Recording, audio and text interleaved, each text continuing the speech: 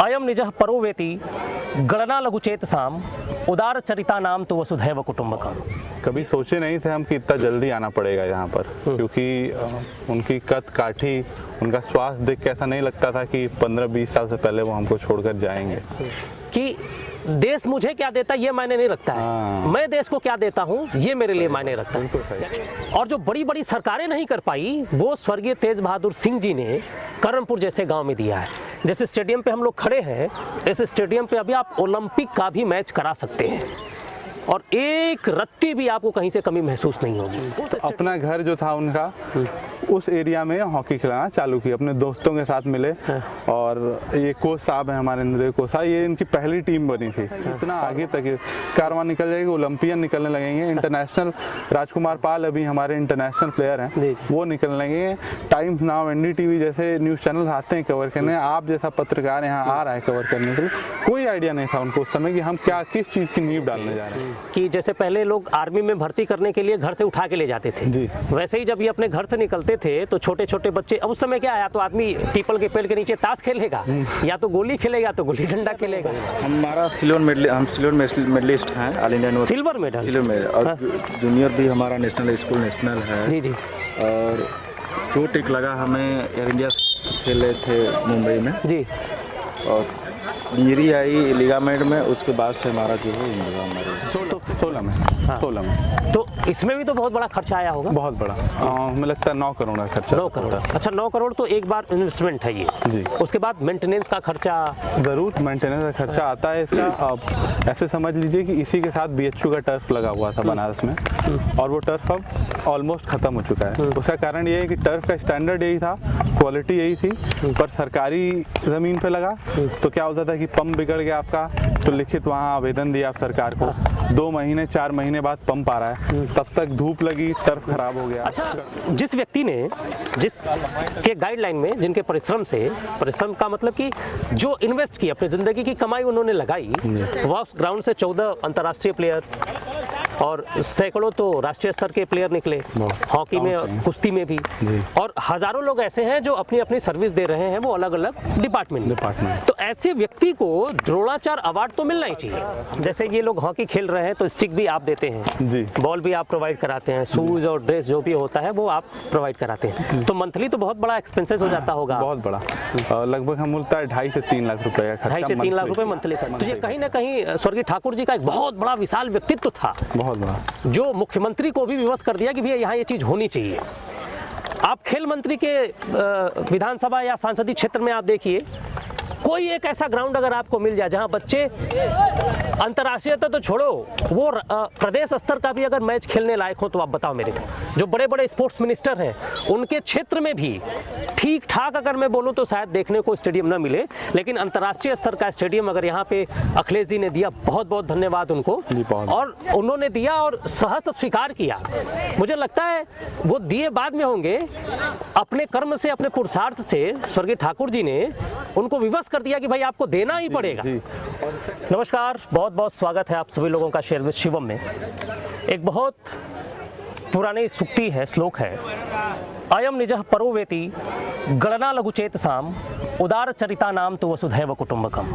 ये तुम्हारा है, ये मेरा है, ये छोटे चित्त के लोगों की बात होती है, लेकिन जो विशाल हृदय के लोग होते हैं, जो बड़े चित्त के लोग होते हैं, उनके लिए पूरा समाज और पूरा विश्व एक परिवार की तरह होता है।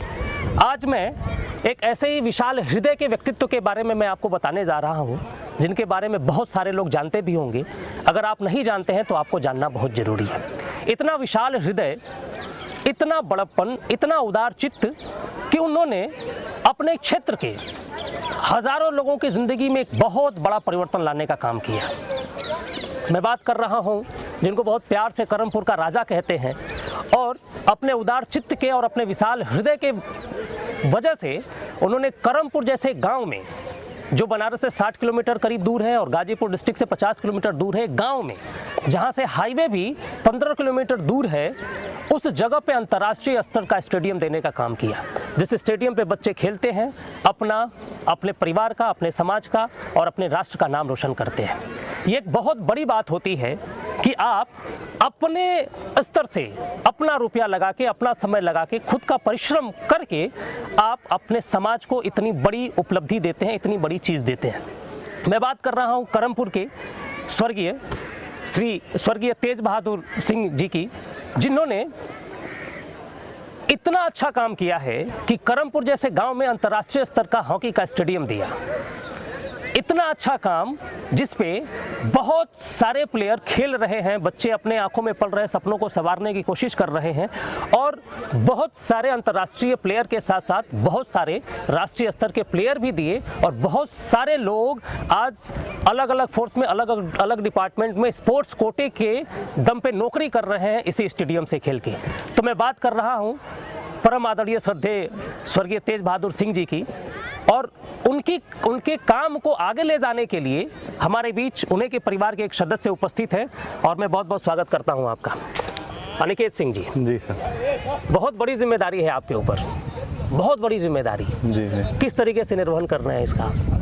क्योंकि उनके जाने के बाद बहुत सारे लोगों के दिमाग में ये बात आई थी कि अब इस स्टेडियम का काम कैसे आगे बढ़ेगा, कैसे जो बच्चे सपने देख रहे हैं वो पूरे होंगे। सबसे पहले शिवम जी हम आपका शुक्रिया अदा करेंगे कि आप एक विज़िट पे बस आए यहाँ पर देखने के लिए कि क्या हो रहा है, और आपको इतना अच्छा लगा, आपको लगा कि ये मैसेज फॉरवर्ड हमें करना चाहिए, लोगों के बीच रखना चाहिए, और आप यहाँ पे अगले दिन पहुँच गए। सुबह 6 बजे से आप यहाँ लगे हैं। सबसे पहले इसके लिए मैं आपका शुक्रिया अदा करना चाहूँगा। और रही इतनी बड़ी जिम्मेदारी की बात, तो इसका हम लोग पूरी तरीके से निर्वहन करेंगे। ये धर्म है मेरा, और कभी सोचे नहीं थे हम कि इतना जल्दी आना पड़ेगा यहाँ पर, क्योंकि उनकी कद काठी, उनका स्वास्थ्य देख के ऐसा नहीं लगता था कि 15-20 साल से पहले वो हमको छोड़कर जाएंगे। पर जब अब जो सच्चाई है वो जब सामने आ चुकी है, तो हमारा धर्म बनता है, और हमारा परिवार इस चीज़ में सक्षम है। कहीं ना कहीं समाज की देन है कि हमको उन्होंने इतना सक्षम बनाया है कि हम इसकी देखभाल कर सकते हैं, और हमारे पूरे परिवार का सहयोग है। आज हमारा एक भाई है जो यूके से पढ़ा हुआ है, यूनिवर्सिटी ऑफ बर्मिंघम से, जो हमारे साथ इसकी पूरी देख रेख करता है, बड़ा भाई है मेरा, वो आज नहीं है। वो भी मेरे साथ पूरी तरीके से यहाँ लगा हुआ है। सांसद जी भी यहाँ सुबह 7:30 बजे साइकिल उठा के पहुँच जाते हैं। हिरन चाह और गंगा सागर चाह जो हैं, रमाशंकर चाह, गंगा सागर चाह, वो लोग पूरी तरीके से यहाँ के फाइनेंशियल सपोर्ट के लिए हर तरीके से तत्पर हैं। यहाँ पे उन्होंने हॉकी का स्टॉक बना के रखा है। कम से कम यहाँ पे 500 हॉकी उन्होंने ले आके रख दी है, 500 गेंदें उठा के रख दी हैं। उन्होंने बस हमको यही बोला है कि पहले से और बेहतर करो, क्योंकि हमारे जो स्वर्गीय श्री ठाकुर तेज बहादुर सिंह हमारे जो बड़े पास थे, उन्होंने हमें एक प्लेटफॉर्म दे दिया है, एक बेस दे दिया है। अब हमारा काम है हम इस पे बिल्डअप कैसे करें। वो एक ऐसे आदमी थे जो हमेशा कैमरा से दूर रहना चाहते थे, वो काम अकेले में करना चाहते थे, जिसको बोलते हैं हार्ड वर्कर थे वो, पर बंद कमरे में वो चाहते थे कि मैं अपना सारा काम करूं। उनको कोई मतलब नहीं था चकाचौंध से, पर शायद ये कमी रह गई कि हम कभी बताया नहीं खुलकर इस स्टेडियम के बारे में, जहाँ से 14 अंतर्राष्ट्रीय खिलाड़ी निकले हों। एक ओलंपियन भी निकला है जिनके नाम पे अभी ये स्टैंड हो गया है। 14 अंतर्राष्ट्रीय प्लेयर आपने दिए? 14 अंतर्राष्ट्रीय। महिलाएं कितनी उसमें? 2 बच्चे। अच्छा, 2 12 पुरुष और 2 महिलाएं। हाँ। जिसमें एक लोग का नाम इस समय बहुत ज़्यादा चर्चा में है, होना भी चाहिए। अथक परिश्रम और उनका बड़प्पन सोचिए कि यहाँ से निकलने वाले प्लेयरों का बड़प्पन ये सोचिए कि अभी 2 लोग बहुत चर्चा में रहे। जब से सांसद जी इसकी कार्यभार देख रहे हैं, उन्होंने मेक श्योर किया है कि यहाँ पे अगर कोई भी किसी भी तरह का अचीवमेंट होता है बड़ा, तो उसको पूरा क्षेत्र, पूरा जिला सेलिब्रेट करेगा। इसका पूरा प्रबंध हो किए हैं। तो अभी जब ललित भैया भी आए और वीर भैया भी आए, जब दोनों लोग आए तो उन्होंने इस चीज़ की पूरी कोशिश की कि पूरा जिला जान जाए कि नहीं ये स्टेडियम किस तरह के सितारे दे रहा है। और उन लोगों का बड़प्पन सोचिए कि ललित भैया एक दिन लैंड करते हैं बनारस एयरपोर्ट पे, एक ओलंपियन की बात कर रहा हूँ मैं, जिसने 42 साल बाद ओलंपिक्स 1980 के बाद ओलंपिक्स लेके आया, और अगले दिन करमपुर को समय दिया, और उसी शाम को उनकी मीटिंग चीफ मिनिस्टर के साथ थी प्रदेश के।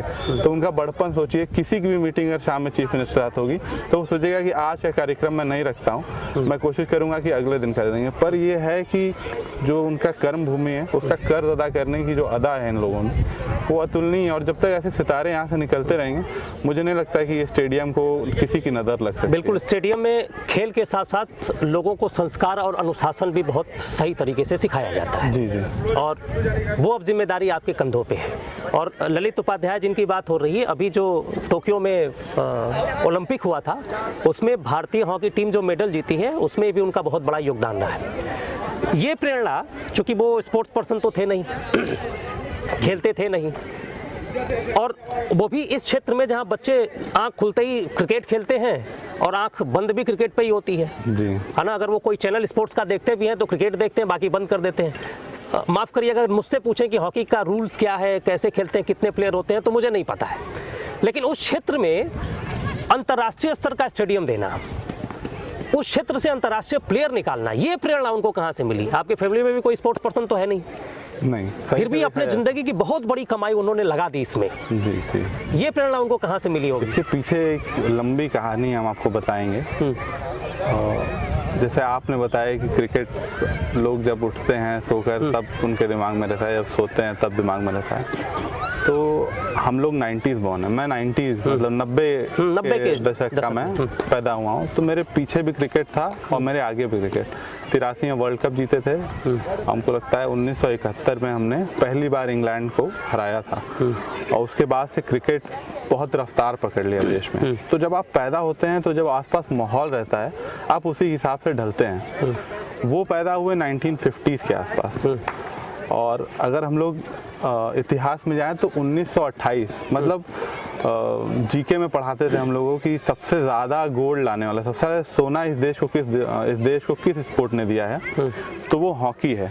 8 गोल्ड मेडल हमको मिले हैं हॉकी से।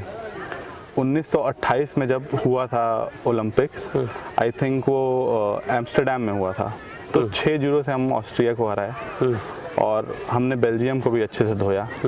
गोल्ड हमारा वो हॉकी से पहला गोल्ड था। मेजर साहब थे, मेजर साहब के बारे में तो जितना बोला जाए उतना कम है। जादूगर थे, एथलीट की दुनिया में तो हमको लगता है मतलब खेल की दुनिया बेताज बादशाह हैं वो बिल्कुल, और उनका सम्मान तो बहुत ज़रूरी है। फिर आया 1932, 4 साल बाद लॉस एंजलिस में हुआ, और यूएस वहाँ की मतलब वहाँ की होस्ट थी। उसको हम लोग मतलब आप 8-0 से 6-0 से 11-0 से हराए हैं पहला ओलंपिक। वो भी कम लग रहा था ध्यानचंद साहब को। 24-1 से यूएस को हराया, और जापान भी था उसमें, जापान को भी हमको लगता है 11 गोल मारे। फिर उसके बाद 36 आया। 36 का ओलंपिक मतलब इतिहास में दर्ज है इस नाम से क्योंकि उस समय नाजी जर्मनी हुआ है। जी बिल्कुल, हिटलर की जर्मनी हुआ करते। हिटलर से लोग डरते थे, कितना भी ओलंपिक चुनाव पर वो एक डिक्टेटर था, तानाशाह था, उससे दुनिया डरती थी। पर ध्यानचंद्र साहब जैसा आदमी वो किसी से नहीं डरते थे। उनको पता था कि यही स्टिक ही मेरी दुनिया है और यही खेल ही सब कुछ है मेरे लिए। तो जब 1936 हुआ तो बोलते हैं बहुत कहानियां उसके बारे में आपको सुनने में मिली बचपन में कि ध्यानचंद साहब की हॉकी को तोड़ दिया था गेम के बाद। देखने के लिए कहीं चुंबक तो नहीं लगाया है, मतलब मैच फिक्सिंग का आरोप लगाते थे उनके ऊपर। और वो तो मेजर ध्यानचंद जी को बुलाया भी था हाँ, ये और भी बड़ा एक अच्छा स्टेटमेंट है उनका।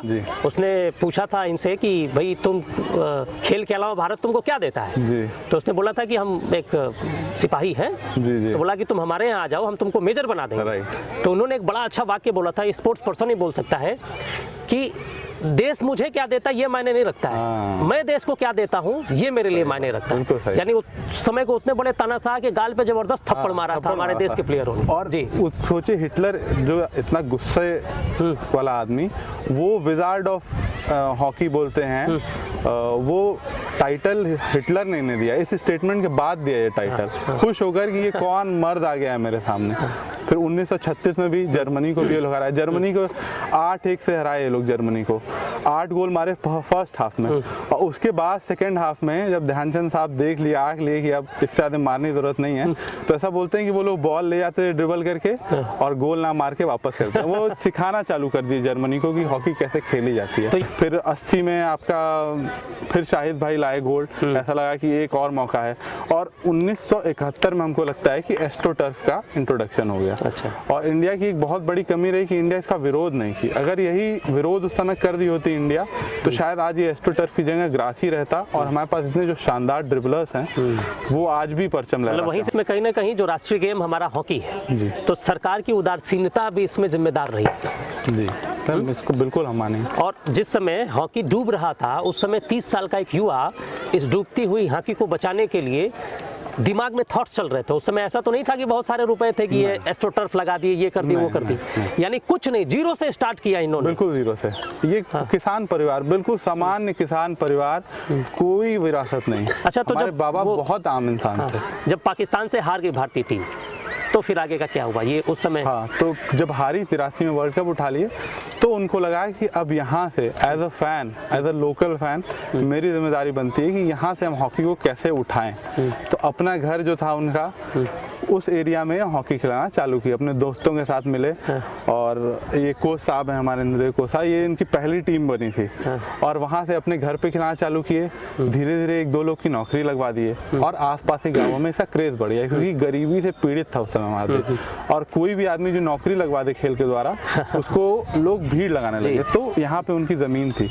अब बड़प्पन इस तरीके से सोची कि मेरी आयु 26 वर्ष है, अगर मुझको ये चीज़ें नहीं मिलती, अगर मैंने ऐसे इंसान को नहीं देखा होता तो आदमी 2 रुपये अगर कमाता है सोचता है कि इसका 4 कैसे बना लें, और इसमें कैसे हम 1 रुपया अपने ऊपर खर्चा कर लें, विदेश घूम के आ जाएं।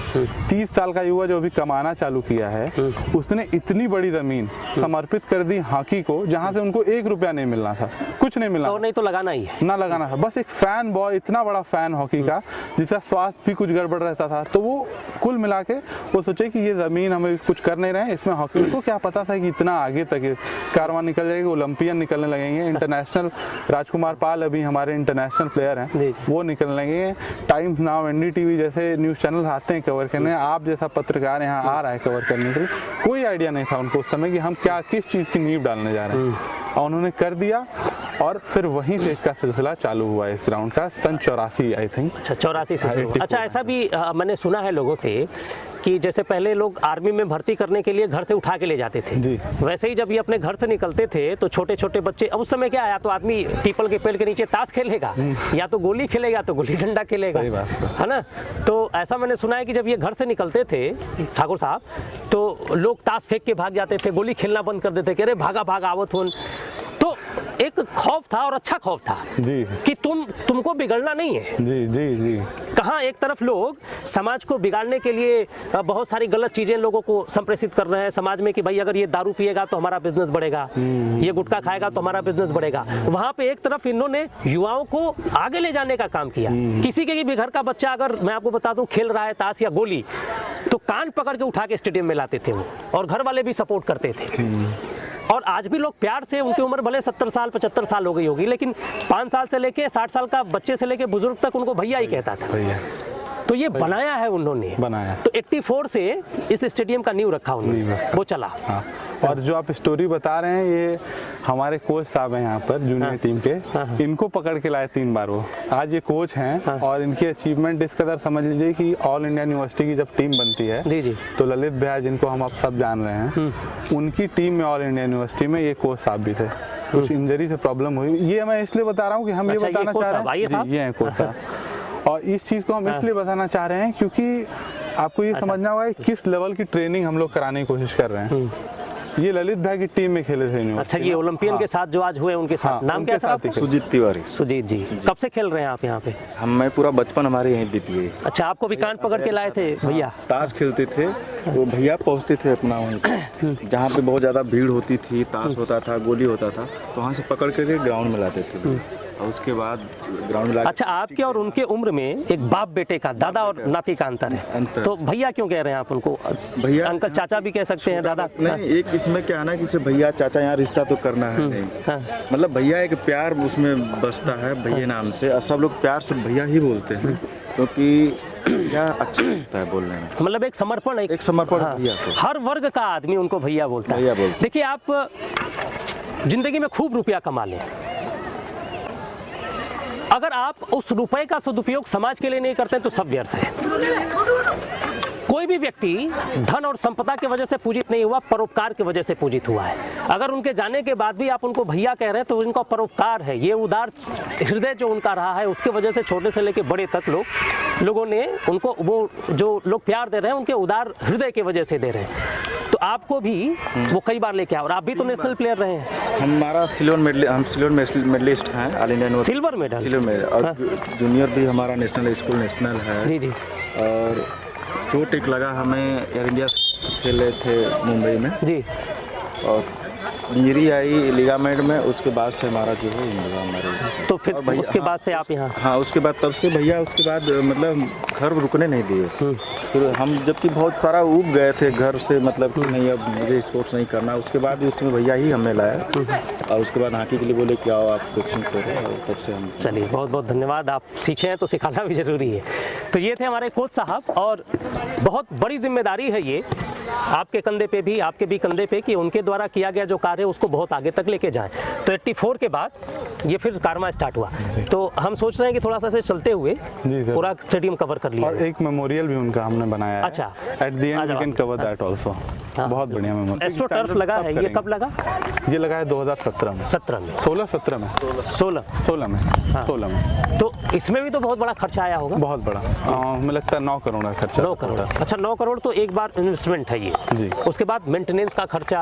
ज़रूर मेंटेनेंस का खर्चा आता है इसका। अब ऐसे समझ लीजिए कि इसी के साथ BHU का टर्फ लगा हुआ था बनारस में, और वो टर्फ अब ऑलमोस्ट ख़त्म हो चुका है। उसका कारण ये है कि टर्फ का स्टैंडर्ड यही था, क्वालिटी यही थी, पर सरकारी ज़मीन पे लगा तो क्या होता था कि पंप बिगड़ गया आपका, तो लिखित वहाँ आवेदन दिया आप सरकार को, 2 महीने 4 महीने बाद पंप आ रहा है, तब तक धूप लगी, टर्फ खराब हो गया, कड़कड़ा जाता है टर्फ। और यहाँ पर क्या है कि वहाँ बैठे रहते थे सबके प्रिय भैया, पंप खराब हुआ, दिल्ली से इंजीनियर आता है इसका, 5,000 रुपये पर डे लेता है वो आने का, उसके खाते में पैसा डालते थे, वो आता था, बनाता था, और हर बार यही बोल के जाता था कि बाबू साहब आप मतलब बड़ा दिल का आदमी, हम पूरे देश में ना देख ली कि पंप आज खराब भयल और काल आप हमके बुला लेते।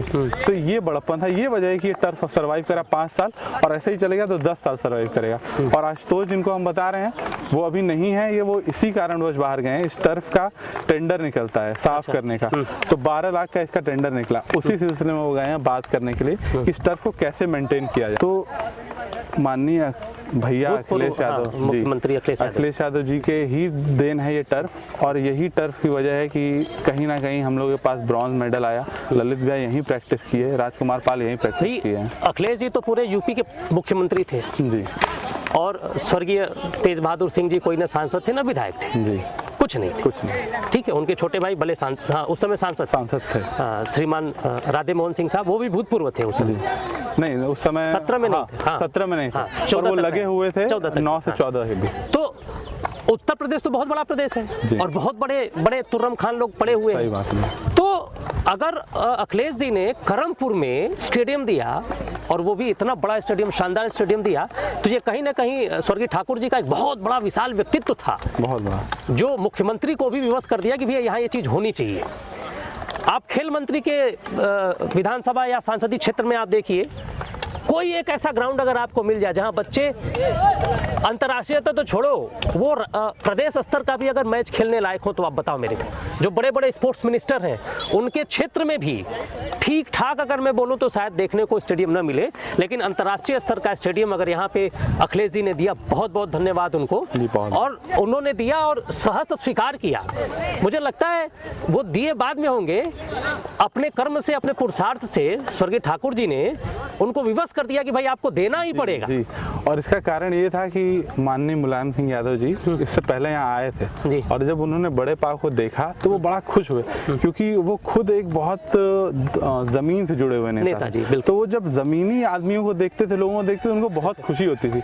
तो कहीं ना कहीं से स्वर्गीय श्री ठाकुर तेज बहादुर सिंह जी ना वहीं से नजर में आ गए थे नेताजी के। उनको लगा कि नहीं, ये कोई है आदमी जो कुछ बड़ा कर रहा है, और कहीं ना कहीं ये बात जरूर उन्होंने अखिलेश जी तक कन्वे की होगी कि अखिलेश जी इतना बड़ा काम कर गए। बिल्कुल, ये एक बहुत बड़ा विजन का ही देन है कि कि आज हम अंतर्राष्ट्रीय स्तर के स्टेडियम पे मौजूद हैं, एस्ट्रो टर्फ पे मौजूद हैं, जो पूरे हिंदुस्तान में 2 ही जगह है और एक करमपुर में है।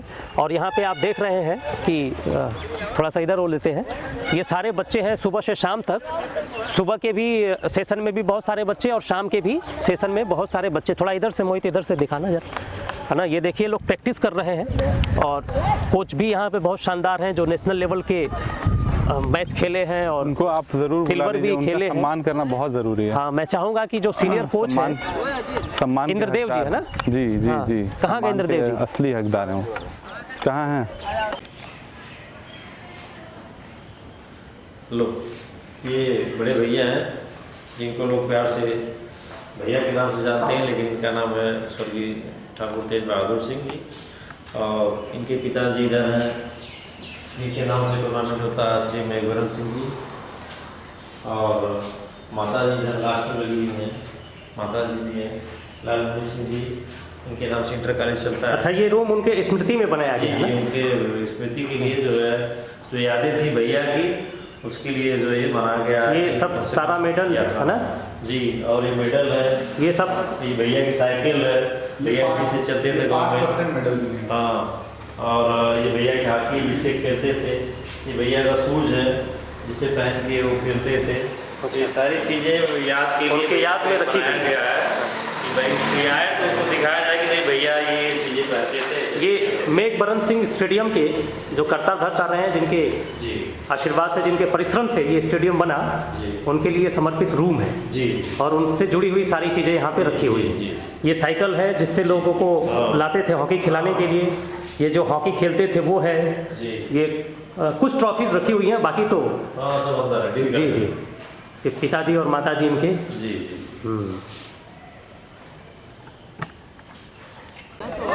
तो ये हमारे साथ उपस्थित हैं यहाँ के कोच श्रीमान इंद्रदेव जी, जो इस स्टेडियम के शुरुआती दौर से ही भैया जी के साथ लगे रहे। अब मैं भी भैया जी ही कह रहा हूँ, अब तो है नहीं, ये हम सबके लिए बड़ा दुख का विषय है। लेकिन जो चीज़ वो दे के चले गए हैं ना, वो आने वाले कई सालों तक हम जैसे लोगों के साथ साथ हमारे जो आने वाली पीढ़ियां, उनके भविष्य को सुधारेंगी। और उन भविष्य की पीढ़ियों को सुधारने के लिए इस स्टेडियम पे श्रीमान इंद्रदेव जी हैं, जो कोच हैं, जो सीनियर कोच हैं और शुरू से इस स्टेडियम में लगे हैं। और इनके सानिध्य में बहुत सारे प्लेयर अंतर्राष्ट्रीय स्तर पे भी खेले और राष्ट्रीय स्तर पे भी खेले। बहुत बहुत स्वागत है आपका। धन्यवाद सर। आप कब से सेवा दे रहे हैं यहाँ पे? मैं सर जो डिग्री कही जाती है सेवा देने की, जी, तो हमारी 98 से है। 98 से? 98 में बीपीएड किया अच्छा और 2001 में बीपीएड किया, तो मैं क्वालिफाइड हो गया था। अच्छा, उसके बाद जो इसकी असली डिग्री होती है NIS की, वो हमने 2005 में किया। 2005 में किया। जब 2005 में किया तो एक मोहर लग गई कि आप कोच हो गए। कोच हो गए। अच्छा, आपके सानिध्य में ललित उपाध्याय अभी जो मेडल जीत के हैं, हॉकी टीम के हिस्से थे, वो आप ही के तो जी शिष्य रहे? करीब 5 साल हमारे पास रहे वो। हाँ और चूँकि एक्चुअल तो है बनारस के रहने वाले जी, लेकिन हमारे यहाँ वो BA किए, BA ग्रेजुएट और पोस्ट ग्रेजुएट हमारे यहाँ से ही किए। जी जी। तो हमारे यहाँ लगभग 5 साल उन्होंने सेवा हमारे यहाँ भी दिया है और हमारे सानिध्य में वो रहे हैं। और मेडल भी हमको उन्होंने 2 दिलवाया था। अच्छा, हाँ 2, बाकी तो कैंप में रहे, मौका नहीं मिला उनको। नहीं तो 5 बार थे तो 5 बार मेडल मिलना चाहिए था। जी जी। लेकिन 2 बार रहे हमारे पास और दोनों बार मेडल दिए। दोनों बार में। बाकी उसके बाद उन्होंने कैंप में रहा। अच्छा, ये जो नहीं जो बच्चों को आप संवार रहे हैं, एज ए कोच आपकी उम्मीद क्या है कि आने वाले समय में इस स्टेडियम से और आपके सानिध्य में भारत सरकार के झोले में और कितने मेडल आने वाले हैं जो ये बच्चे खेल रहे हैं इनमें से? इनमें से तो अभी छोटे बच्चे हैं, अभी तो कुछ गए हैं ट्रायल देने के लिए। अभी छोटे बच्चे हमारे हैं इसमें 3-4 बच्चे हैं जो अगले साल हमें लगता है कि जूनियर इंडिया टीम के लिए ये क्वालिफाई करेंगे। अजीत यादव है, एक राहुल राजभर है। जी जी। ये अभी अगले जूनियर के लिए ये क्वालिफाई है। जो अजीत का भाई है अजय जी, भी हमें लगता है कि इस बार उसको जूनियर इंडिया टीम के लिए क्वालिफाई कर जाना चाहिए। मतलब धीरे धीरे जूनियर करेंगे, सीनियर जाएंगे, फिर जूनियर से स्टार्टिंग संभवता है कि वो ओलंपिक में फिर यहाँ से लोग खेलेंगे। आएंगे निश्चित आएंगे ओलंपिक के लिए। तो एक लड़का है अपना राजकुमार, वो तो कैंप कर ही रहा है। हो सकता है एशियन गेम अभी स्टार्ट होने वाला है 2022 में, तो एशियन गेम में हो सकता है उसका नंबर लग जाए। आप शुरू से ही भैया जी के साथ जुड़े रहे, जी है ना? अब वो हमारे बीच नहीं है, तो कोई एक ऐसी कहानी, एक स्टोरी जो आपको बड़ा रोमांचित करती हो उनके साथ? भैया की कहानियाँ तो बहुत है। भैया जैसे कुछ दिल दिमाग के थे, अभी गर्म हो जाते थे, अभी नरम हो जाते थे। उनका एक अपना स्वभाव, खुद का स्वभाव था। और जैसे बच्चे हैं तो बच्चों के साथ मजाक भी कर लेते थे, बच्चों को मार भी लेते थे, बच्चों को गाली भी दे लेते थे। वो यानी एक प्रेम था, एक प्रेम था, बच्चों में घुल मिल के रहना चाहते थे। तो उन्हीं के साथ हमको भी एक अनुभव मिला बच्चों के साथ रहने का, और उनके साथ सोना उठना बैठना खाना सारी व्यवस्था उनके साथ ही हमारी रहती थी। हमें कभी उन्होंने छोड़ा नहीं। मैंने कहा आपको कहीं जाने की जरूरत नहीं, आप हमारे साथ ही रहो। मैं उनके साथ रह ही गया, मैं बाहर कभी सोचा ही नहीं जाने के लिए। सोचा भी एक बार तो उन्होंने कहा नहीं आपको जाना नहीं है, आपको हमारे जब तक मैं हूँ आप तो रहना है। तो हमने भी प्रण कर लिया कि भैया जब तक जिंदा रहेंगे तब तक मैं सेवा देता रहूँगा। भैया को अभी रहना चाहिए था 10-15 साल, लेकिन उनके जाने के बाद आपकी जिम्मेदारियां और बड़ी हो गई हैं। नहीं, जिम्मेदारियां तो पूरी हो गई। अब पहले तो जिम्मेदारियां भैया को मैं दे के छोटे बच्चों को देख लेता था, अब तो मैं छोटे बच्चों में जा ही नहीं पाता हूँ। क्योंकि बड़े बच्चे इतने अधिक हैं कि मैं छोटे बच्चे में समय नहीं दे पाता हूँ। एक सुजीत तिवारी हैं, अभी 2 साल से लगे हुए हैं बेचारे भी, तो छोटे बच्चों को देख लेते हैं, बड़े बच्चों को मैं देख लेता हूँ। तो ये है कि थोड़ा सा कम्बिनेशन बहुत अच्छा हो गया है। अब इसमें आगे हैं चीकू भाई, तो थोड़ा सा यंग बॉडी है तो ये देख रहे हैं और समय देते हैं, डेली देते हैं समय। जैसे भैया आते थे भट्टे पे, भट्टे से वापस आते थे, तो ऐसे ये भी काम करते हैं, जाते हैं भट्टे पे, भट्टे से वापस आते हैं तो छोटे बच्चों के साथ खेलते हैं, हम लोग के साथ आके थोड़ा रनिंग भी कर लेते हैं, बातें भी कर लेते हैं, यहाँ की समस्या समझ लेते हैं कि क्या दिक्कत है, क्या परेशानी है। तो उसको कोच साहब के बारे में एक बात बताएंगे कि जैसे सारे कोचेस का एक फिटनेस टेस्ट होता है आसपास के एरिया जिले के, उसमें नंबर 1 पोजीशन मारते हैं। अच्छा, अभी भी 50 प्लस हो रही है, 52-55 की उम्र में फिटनेस में नंबर 1 आते हैं। ये हम लोगों का भी फिटनेस होता है ना, एक तो बहुत बड़े रोल मॉडल हैं आप तो।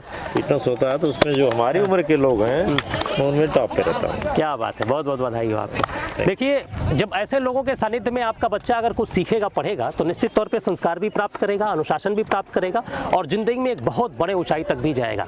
ये हमारे साथ अनिकेत जी थे, इंद्रदेव जी थे और तिवारी जी जो कोच हैं इस स्टेडियम करमपुर के एस्ट्रो टर्फ के। मैं एक बार पुनः आपको बता दूं कि ये भारत में इकलौता एक ऐसा स्टेडियम है हॉकी का, ब्लू एस्ट्रो टर्फ, जो सरकार के अनुदान से नहीं चलती है, ना इसको किसी सरकारी व्यक्ति ने बनवाया, ना किसी मंत्री ने बनवाया है। ये स्वर्गीय तेज बहादुर सिंह जी के मेहनत का और मेहनत का फल है। और उनकी एक सोच थी, उनकी एक विचारधारा थी कि बच्चे हमारे समाज के, हमारे गांव के आगे बढ़े। उन सब चीज़ों को ध्यान में रख के उन्होंने बनाया। आज वो दुनिया में नहीं है, लेकिन आने वाले कई सालों तक उनकी यादें रहेंगी।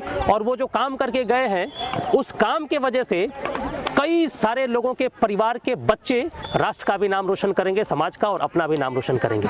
तो इसी बीच आपसे मैं निवेदन करूंगा कि आप सोशल मीडिया के प्लेटफॉर्म से, किसी भी माध्यम के प्लेटफॉर्म से आप 1 to 1 आप किसी से बात करते हैं तो गाजीपुर का जो स्टेडियम है इसकी एक बार चर्चा आप जरूर करिएगा, जो करमपुर का है। और हम सब मिलकर चाहते हैं कि भारत सरकार भी इस बात को संज्ञान में ले। और जिस व्यक्ति ने 14 अंतर्राष्ट्रीय खिलाड़ी, कई सारे राष्ट्रीय स्तर के खिलाड़ी और हजारों लोगों को नौकरी दिलवाई हो और अपने दम पे इतना बड़ा स्टेडियम चला रहे हो, उनको द्रोणाचार अवार्ड तो मिलना ही चाहिए। तो मैं आप सबसे निवेदन करूंगा कि इस आवाज को बुलंद करिए और इसकी स्टोरी जो रही है, जो भी अनिकेत जी ने बताया, इसको आप ज़्यादा से ज़्यादा लोगों तक पहुंचाइए। एक बार पुनः मैं आपको बताऊं कि हॉकी के स्टेडियम के साथ साथ रेसलिंग के भी बहुत सारे प्लेयर हैं जो मेडल लाने का काम करते हैं। आप दोनों लोगों ने समय दिया, इसके लिए बहुत बहुत धन्यवाद।